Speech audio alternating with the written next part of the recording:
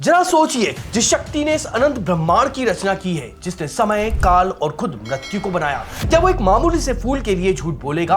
क्या वो अपनी बनाई रचना को देखकर अपना आपा खो देगा? हम सदियों से यही सुनते आ रहे हैं कि ब्रह्मा जी को श्राप मिला था, इसलिए उनके मंदिर नहीं है। लेकिन क्या आपने कभी सोचा है कि ये कहानियां कितनी तर्कहीन लगती हैं? लोग अक्सर इस पर सवाल उठाते हैं। वे पूछते हैं कि अगर ब्रह्मा जी अपवित्र हैं, तो वे आज भी वेदों के ज्ञाता और सृष्टि के रचयिता कैसे कहलाते हैं? आप शायद बहस जीत भी जाते हैं, लेकिन क्या आप किसी को गहराई से ये फील करा पाए हैं कि इसके पीछे का असली सच क्या है? सच तो ये है कि ये सब एक बहुत बड़ा छलावा है। ब्रह्मा जी की पूजा बंद नहीं हुई, बल्कि उसे जानबूझकर बैन कर दिया गया है।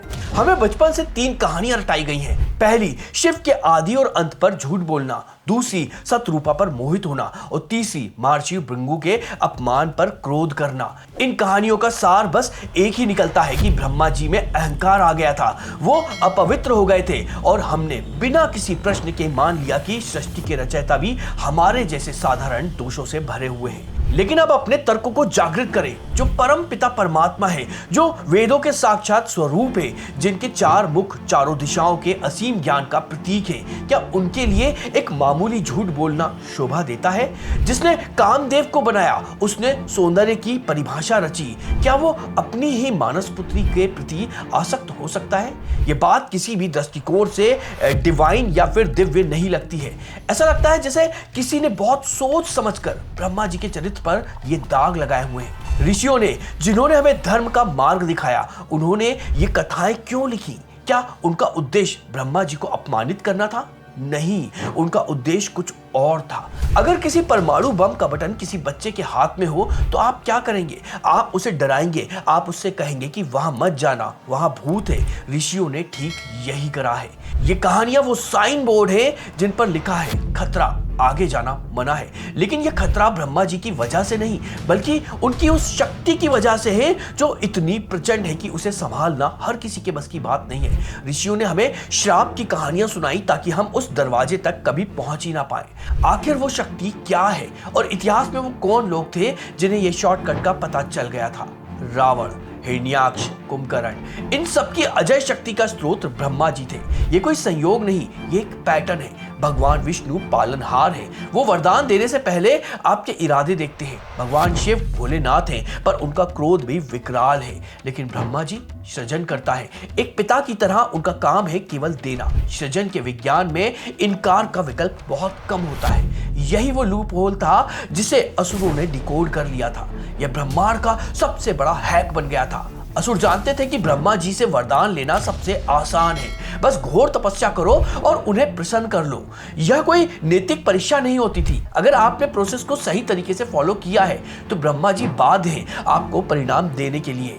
अब जरा ऋषियों के नजरिए से सोचिए, अगर यह तकनीक आम जनता के हाथ लग जाती तो क्या होता?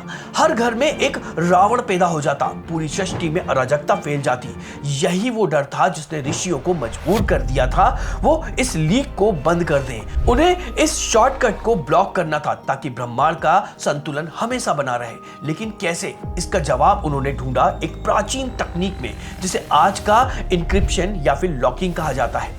यह लॉकिंग इसलिए जरूरी था क्योंकि ब्रह्मा जी की ऊर्जा को संभालना हर किसी के बस की बात नहीं है। यह ऊर्जा परमाणु विकिरण यानी न्यूक्लियर रेडिएशन जैसी थी, अपार, असीम और बेहद खतरनाक। अगर आप तैयार नहीं हैं, तो यह आपको भस्म कर सकती है।